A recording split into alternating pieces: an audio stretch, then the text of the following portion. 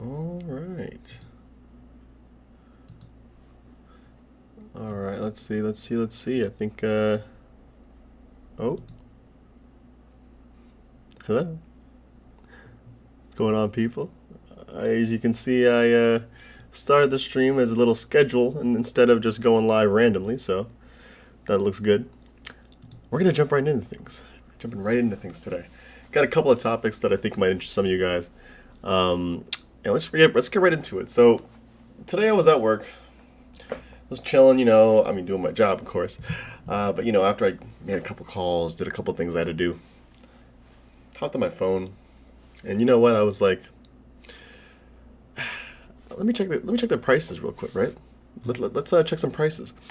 So I'm on my phone, and I see over here something called FileCoin doing like 100%.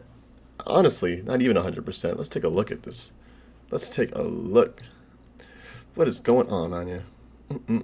You're gonna love this. You're gonna love this. So I'm looking at this, right? I'm looking at if you look at the prices here, something called Filecoin was around 14 bucks, 15 bucks for quite some time now. Even honestly, you go back a year, it was even less, $5. Geez, today that thing pumped all the way up to about $60. Now that's just $60 according to this chart. I saw it hit about $100 on Gemini, if you're not familiar with the app, and essentially it did about from 20 bucks to 100 bucks within a matter of a couple of days. That's 5x in a couple of days.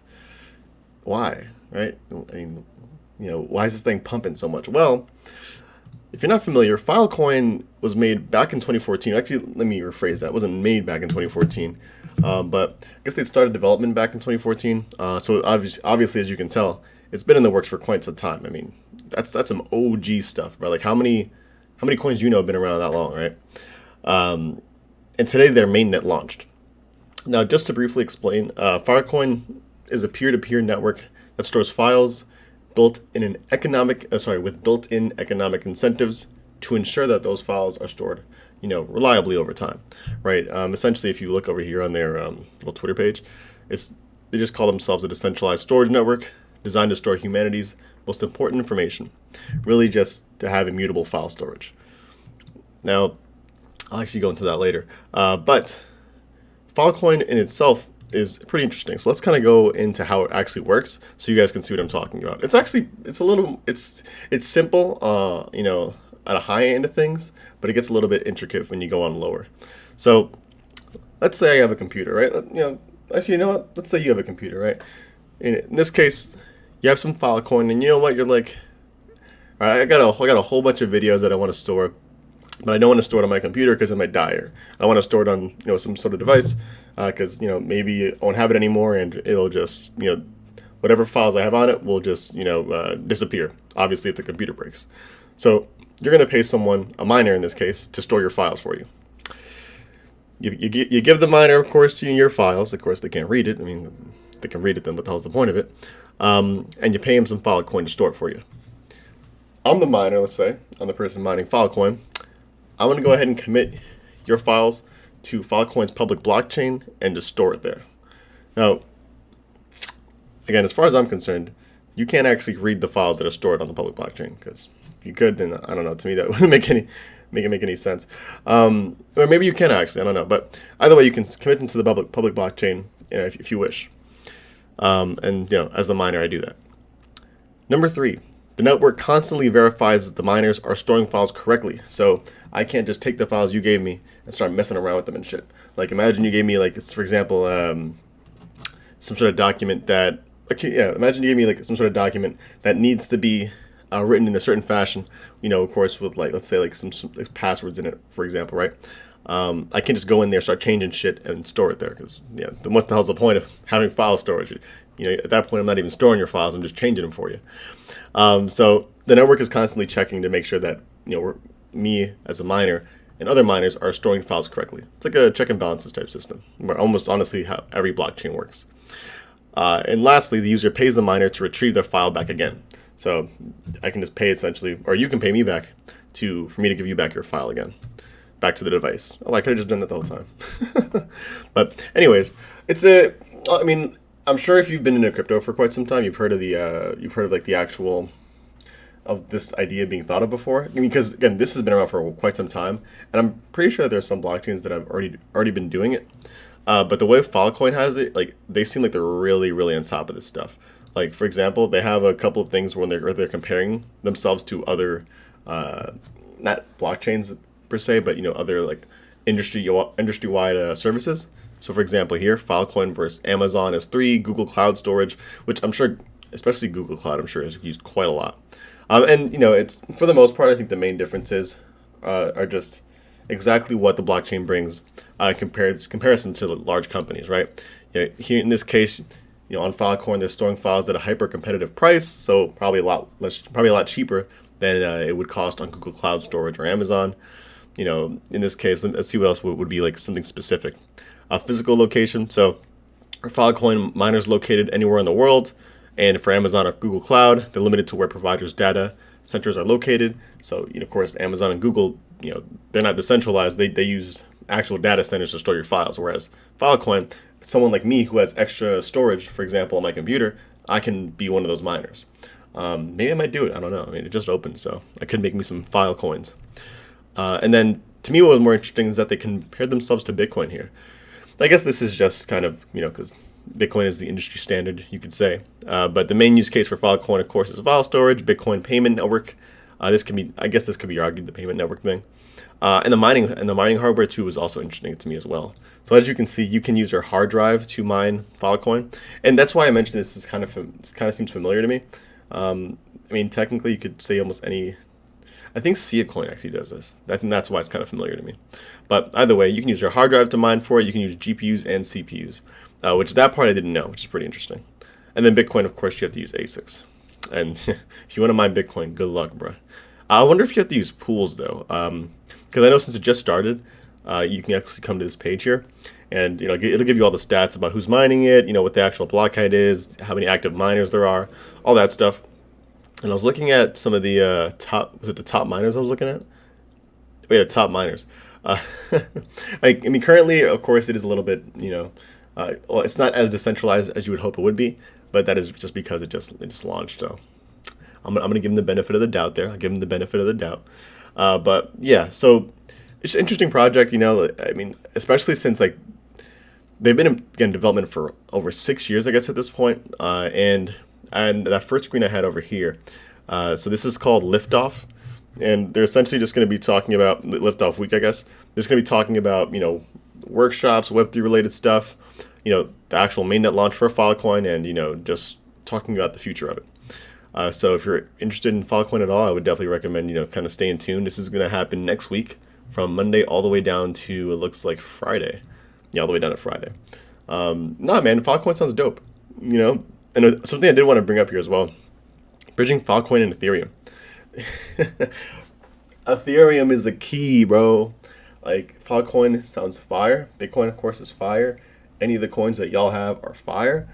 But look at that, dude. Every coin that you know is trying to make some sort of bridge to Ethereum because they know that Ethereum's the king, bro. Like, I'm sorry, man. Like, well, not. Okay, hold on. If Bitcoin is like, if Bitcoin's the king, Ethereum is the prince, ready to fucking dethrone the king real quick. You know what I'm saying? Like, let's keep it a buck, dude. I mean, it's just kind of crazy, man. Bridging Filecoin to Ethereum. But I thought I'd mention the Filecoin mainnet launch real quick just because, it is quite some big news, and the price did go up quite a bit. And also, I wanted to mention, this has been trading for quite some time only because these are the futures of Filecoin. So people have been trading the futures for quite some time. I don't know why they even had that. If they were gonna, I don't know. I mean, honestly, that to me, if anything, seems the most disingenuous. But as far I don't know as much about about them launching futures and all that stuff. So I don't want to get into that too much. But already, they're in rank number 27. This is on Coin Paprika. I think in CoinMarketCap, they're also like pretty high up there. But he lucky yearly, it's up 1,200% yearly. Oh my god. Anyways, just wanted to bring that up since I saw that at work. Next thing I wanted to talk about today was the Lbry economy. So if you're not familiar, Lbry, I mean, you should be. I mean, at this point, you might be watching this on Lbry, but Lbry is a a video sharing platform, such like YouTube is. But of course, it is decentralized and it runs on a blockchain. And that's kind of the main difference between Lbry and a lot of the other platforms, or censorship-free platforms that you might hear about, like BitChute, or maybe even like I forgot the other one. I already forgot the names. BitChute and then a couple other ones. None of them are actually based on a blockchain. Lbry is the only one, at least that I've heard of, that's based on a blockchain. If you've heard of another one, then please let me know. But they're kind of just giving stats on the actual economics of Lbry and the token itself. And I kind of wanted to go through it a little bit. They've seen quite some growth, and quite some cool stuff has happened. So essentially, usage of Lbry has continued to surge. Almost 5 million watched something on Lbry last month. Publishing and views are record highs and are growing faster ever since the launch of Odysee.com. And if you watched my last live stream, I mentioned Odysee before. This is literally the Lbry, this is the Lbry blockchain, just with a different skin on it. So that's how you know that it's actually built on a blockchain. That Lbry.tv and Odysee.com are the same thing. They just have different skins. But the point is that record high people are watching Lbry now, right? Or using Lbry or Odysee.com. But they're saying here that the economy has stagnated. So despite increased usage, the amount of Lbry credits being used to support content has held flat. If the economy and token design are working, this number should be growing as fast or faster than the usage, right? I mean, supply and demand, right? Now, I'm not going to go too much into this stuff.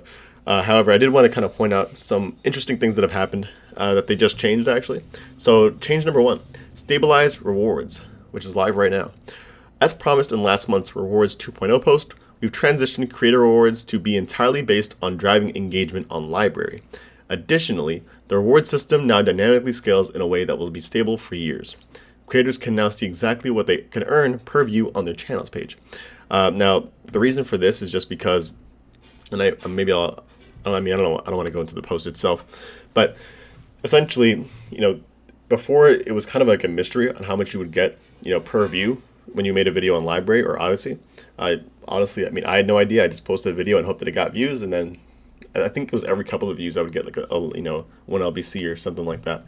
But before, I think it was July, content creators were getting paid a lot. Like I remember I was watching Craig Grant's video. This dude was like making a ton of LBC. The beginning of this year, like the first 3-4 months. Like you can make a lot of money off Lbry, like a lot, if you were a big creator. Like if you were willing to spend a couple $100 on LBC and support your own posts, like you would get so many people viewing your video. You get so much like LBC per view. I think people were getting almost 4, 5, 6 LBC per view. Now it's only like half or 1 because they were spending all of it, and that's why they say here that it has to dynamically scale in a way that's going to be stable for years, because they were literally throwing away LBC, and to think most of it went to Craig Grant is horrific. Shout out to you, bro. Anyways, so now, of course, as I mentioned, on your Lbry channel, you'll actually see the how much you'll get per view on your channel itself. So I can actually see if I can bring up my channel, and it's actually going up, which is kind of weird. I don't know like how, and I guess that to me then is going to be another thing that's kind of weird. Like, how do you actually know what, if it goes up or down or not? You know what I'm saying? So like here, I'm sure you see that. I have I'm currently earning 1.15 per channel or per view, and before, like literally, I think it was a couple of days ago, it was 0.85, and then I checked 2 days ago, it was 1, and now it's at 1.15. So I don't know why it's increasing. I'm not really doing anything different, but hey, listen, I'm not gonna complain, bro. I am not going to complain. Just thought I'd bring that up, especially again if you are a creator and you honestly, whether it be creating videos, posts, blogs, like you can literally get views and paid for all that stuff on Lbry. So shouts out to Lbry for being so dope. Now keep on going. Change number 2, bringing credits to Odysee.com. When we made Odysee.com, we had 2 rules. Number 1, if Joe Tuber, which is your average person, would expect the feature, it had to be there, even if it was centralized. So, for example, the fire and the slime icons that they currently have. And what they mean by that is, like, with Odysee, so with Lbry.tv, they wanted everything on Lbry to be completely decentralized, completely based off the blockchain, and it had to operate like that. However, it was at the cost of missing a couple features, right? So live stream would be example, Likes and dislikes would be an example, and a couple of other things as well. But with Odysee.com, and I think the reason why they created it is because they wanted to make it more of a user-friendly experience for your average person, right? So, like you on YouTube, you have the likes and dislikes and all that stuff. On Odysee, if you take a look at, let's say, this guy's video, let me make sure my volume is down. You'll see that there is a fire and a little slime thing right there. It's just a like and dislike essentially, but that's not on the blockchain, right? They're just putting that there for people to, for your average consumer, right? Because at the end of the day, this also shows you whether people like the video or not. So that's something they added on there just because they know currently they don't know how to put it on the blockchain, it seems like, but they know that it's important for people to have. Number 2, if JoeTuber would struggle with the feature, it shouldn't be there. Which, listen, I agree with. Staking, for example. Is that like grilling? No. So staking, right? So on Lbry, as you probably know already, you can stake actual LBC tokens on your video, or you can support videos with LBC, and that's how they get seen, on Lbry.tv. That's how it gets more visibility. But that doesn't make any sense to a lot of people, especially people who aren't into crypto. So they just removed it from Odysee altogether.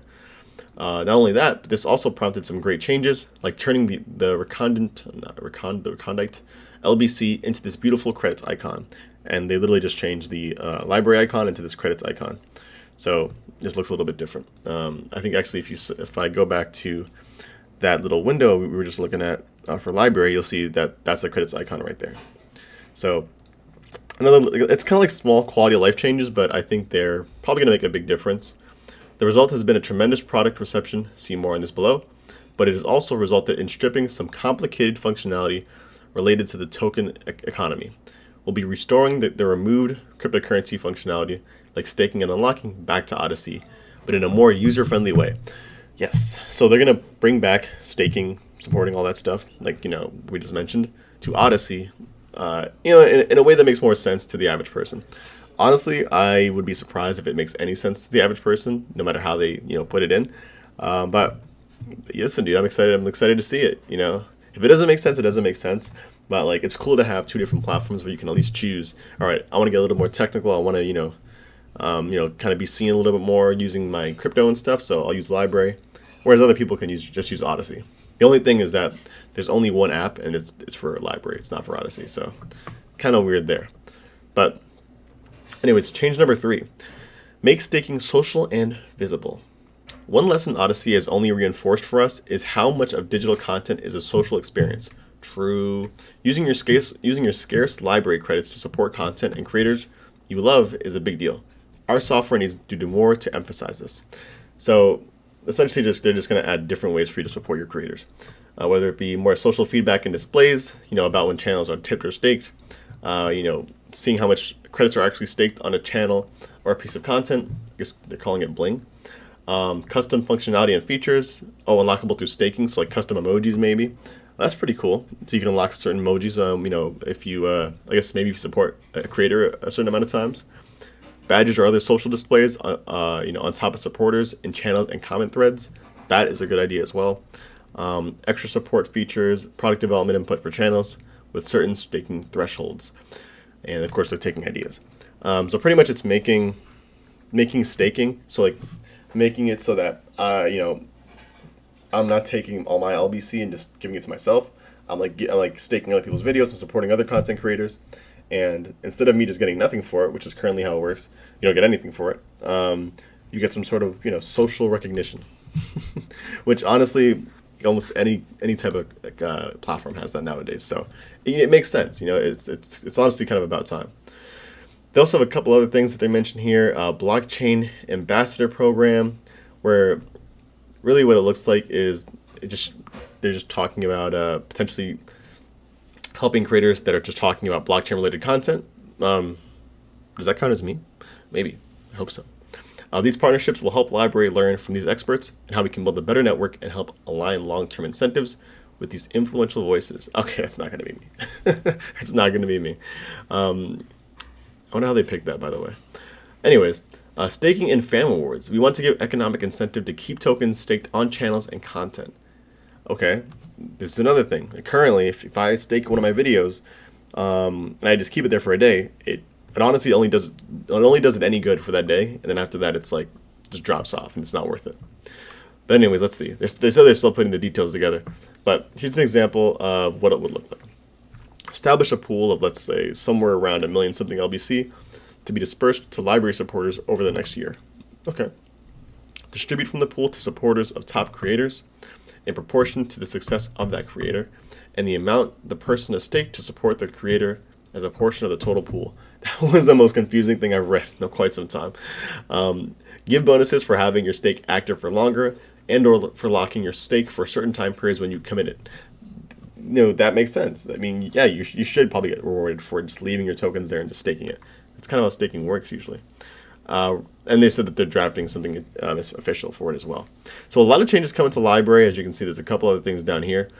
And it looks like they're really just trying to reward people who are really like engaging with creators, which is the point. I mean, like that's kind of how YouTube analytics work, right? That's how the YouTube analytics work. For the most part, your channel on YouTube, as far as I'm concerned, is based a lot off of engagement. How many people are liking your videos? How many people are commenting on your videos? How many people are subscribing to you? Like, that's why a lot of YouTubers say that, because it really helps push your videos up to the top when people are searching.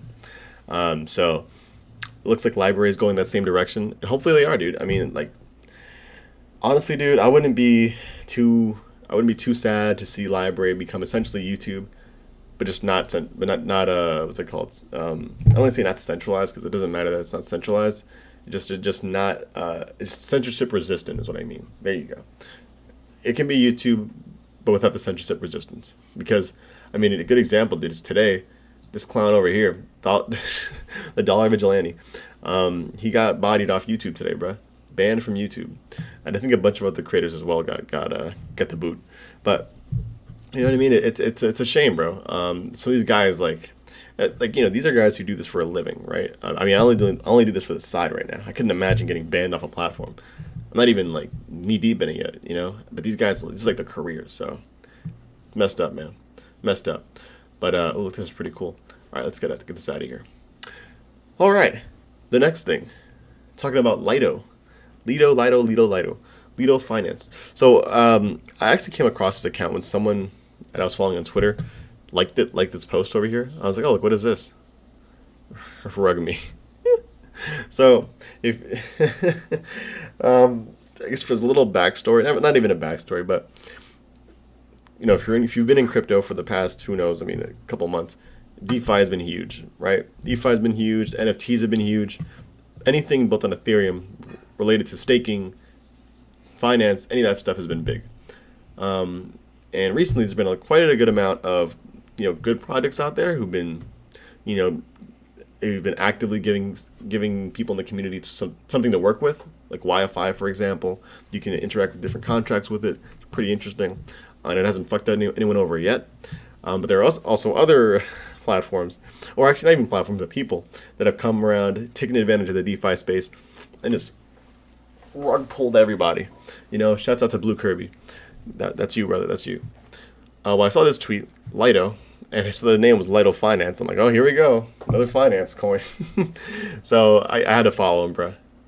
And this has been the weirdest one so far. Mainly just because it kind of came into existence without any type of indication of what it is. So it said hello world on October 9th. On October 10th, it said Lido will not have an ICO, a token sale, or a pre-sale. Any Telegram group not linked to lido.fi but claiming to be Lido is a scam. And then they're just mentioning that they're not doing an ICO. And then they did this, which is very, I don't know. But anyways, today they announced what Lido is, essentially. And we're going to skip through all this crap and explain what Lido actually is. So Lido is a staking solution for ETH 2.0 built to solve these problems and backed by several industry-leading staking providers. It makes staked ETH liquid and allows participation with any amount of ETH. So essentially, what this tells me is, so Ethereum 2.0, you're going to need, ETH 2.0, you're going to need 32 Ethereum to go ahead and stake your ETH. You're going to need 32 ETH to go ahead and get rewarded and be essentially a validator on the network. Well, once you stake that 32 ETH, you can't use it. You're essentially just locking it up there and you're getting dividends off of it.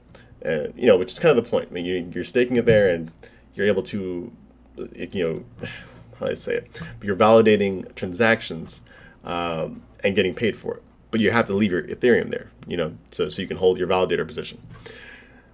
From what it looks like, what these guys are trying to do is essentially you stake through them, so you'll still get your ETH. However, you're going to get an IOU, right? So you're going to give them 32 Ethereum. They're going to give you 32, I think it's called B Ethereum, B ETH back. Where I would think the main thing is that it's going to be worth the same amount of Ethereum. So it's kind of weird. So it's like you're staking your ETH and you're getting rewarded in it, but you're still getting it back so you can use it with anything else. So you can still buy it, sell it, blah, blah, blah, whatever. But you still need that B ETH to get, as an IOU, to get your 32 Ethereum back from Lido. We can keep reading this, but that's what I got away from this. It makes your Ethereum more liquid after you stake it. So when using Lido to stake your ETH on the Ethereum blockchain, users will receive a token B ETH, or can I just say Beth? I'm going to call it Beth, which represents their ETH on the Ethereum beacon chain on a one-to-one basis. So it effectively acts as a bridge, bringing ETH 2.0 staking rewards to ETH 1.0. Yeah, well, I guess that makes sense. As a user staked ETH generates staking rewards from ETH 2.0, the user's ETH balance on the beacon chain will increase. ETH balances will update correspondingly once per day, allowing you to access on ETH 1.0 the value of your staking rewards received on ETH 2.0. Users can use Beth. I'm going to call it Beth, bro. Users can use Beth in all the same ways that they can use ETH. Sell it, spend it, since it's compatible to be used in DeFi. Use it as collateral for on-chain lending. When transactions are enabled on ETH 2.0, users can redeem Beth for ETH. We believe that Beth will be an important base primitive in DeFi and a foundational building block for the Ethereum money Lego stack. Lido is intended to remove the adversarial incentives of ETH 2.0 by allowing users to stake their ETH while simultaneously participating in on-chain lending with Beth, thus providing them access to additional yield from other protocols and producing a more secure Ethereum network. Now, it looks like they're still actually, developing all this stuff, but as I mentioned in pretty much what they said down here, it allows you to participate in ETH 2.0 and get rewarded for staking your Ethereum. Pretty much get dividends in Ethereum is what most people would say, but without not being able to use your Ethereum, right? They're essentially giving you access to your Ethereum after you already stake it.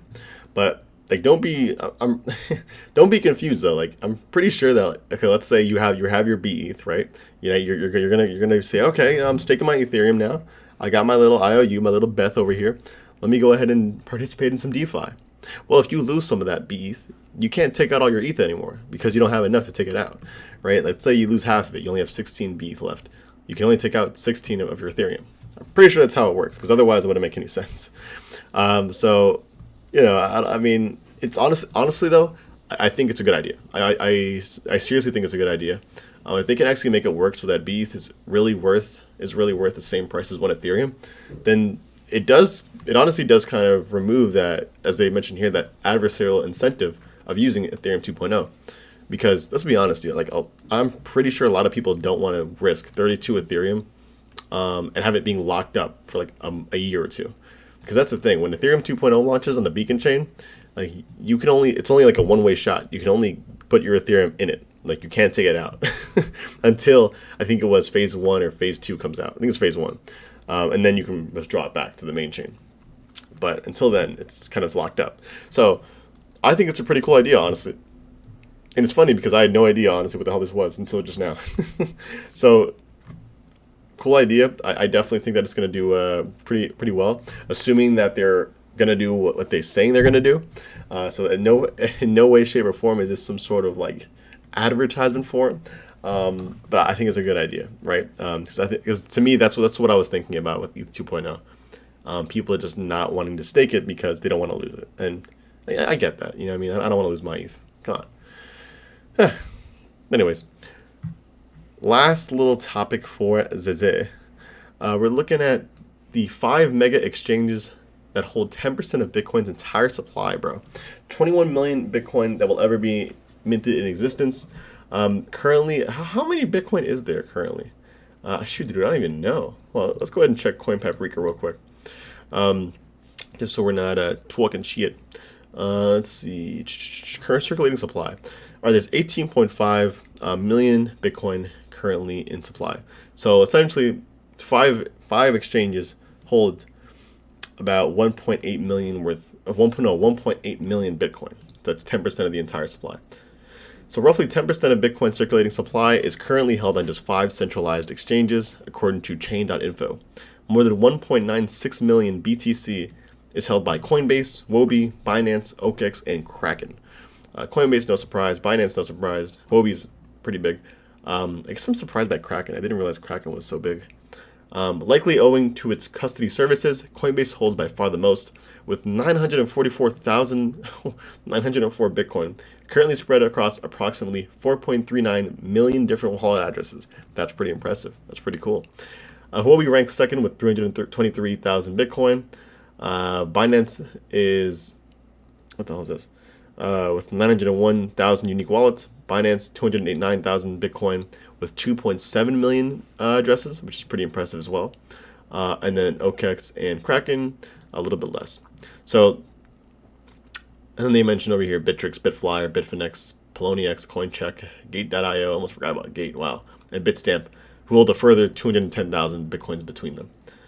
But essentially, and this is kind of why I wanted to bring this up, the data shows that many users still prefer to accept security risks associated with holding a significant portion of their holdings on centralized exchanges, in spite of the fundamental thing that crypto is really made for, not your keys, not your Bitcoin. Right, so, and this is kind of, I think the talk was talking about this at some point, and an interesting thought process, which I wasn't, until recently, I wasn't really actually a fan of, where most people would rather, and I'm sure most people don't think of it this way, but most people would rather take the risk of, losing your coin to a hack on an exchange, or, pretty much leaving the exchange liable for your coins rather than just taking the responsibility themselves.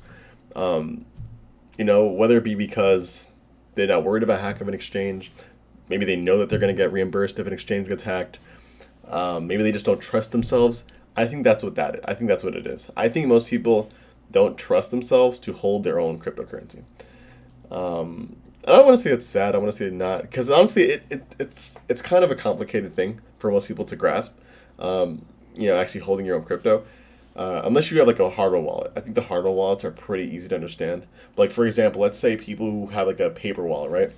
Unless you unless you, a general consumer would not know how to put their Bitcoin on a paper wallet and just save it, and then when it's time, take it back out again through a QT wallet, right? I honestly would be surprised if I'd be surprised if even 10% of crypto Twitter knew how to do that. Take your Bitcoin from a paper wallet and put it back onto a QT wallet. I'd be surprised if even 10% knew how to do that. Anyways, that clearly shows my I don't know, what do you call it? That shows you what I think about crypto Twitter. But it's a really interesting thought.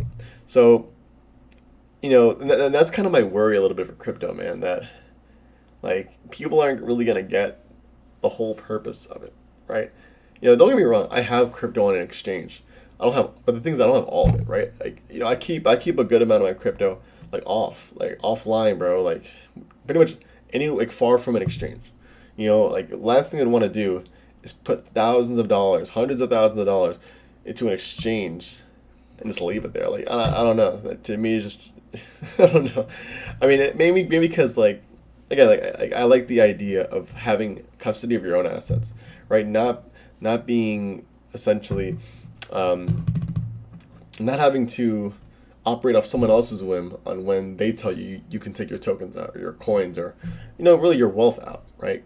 At the end of the day, you should look at it as your wealth, because honestly, that's what it is, right? They're essentially saying, no, you can't take this shit out now. We'll take it out when you'll get it out when we tell you can get it out, right? So they'd rather deal with that. They'd rather deal with knowing that they don't have actual ownership of their assets, rather than just holding it on their own wallet and taking the risk associated with that, whether it be losing it, whether it be forgetting the private key, all that stuff. Which is interesting. Again, just something I thought I'd mention here. And if any of y'all listening and y'all holding all of your Bitcoin or crypto or whatever on an exchange, Come on, bro. Stop. Like, take whatever you think you're gonna hold for quite some time. Just put it in like a fucking.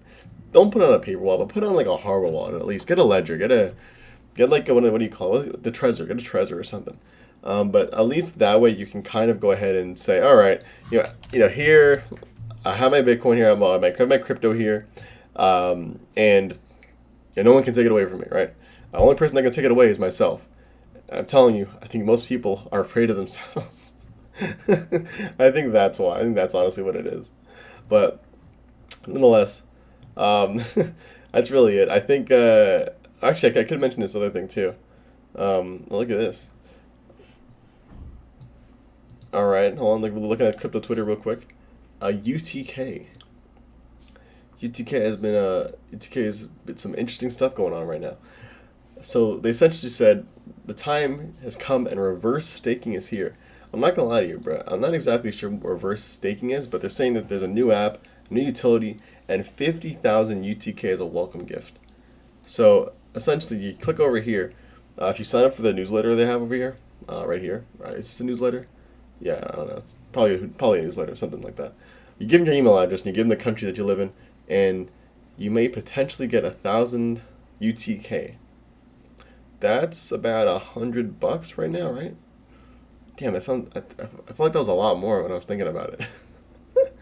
Okay, yeah, it's like $100, but that's a lot for free. I mean, come on, bro. It's pretty good. So UTK has been killing it, man. Like, even throughout this bear market, like they've been like going at it with like the partnerships, like the people that they're adding to their platform. Like they've been really doing a lot, and like things like UTK or you say like projects like UTK, where they make it easier for people like you and I to transact in Bitcoin, in the real world. That's awesome, dude. Like that's what I'm talking about, man. This is what we need. Stuff that brings adoption, man. Love UTK, bro. I love it. But yeah, just thought I'd bring that up. But with that being said, that'll probably be it for the stream, man.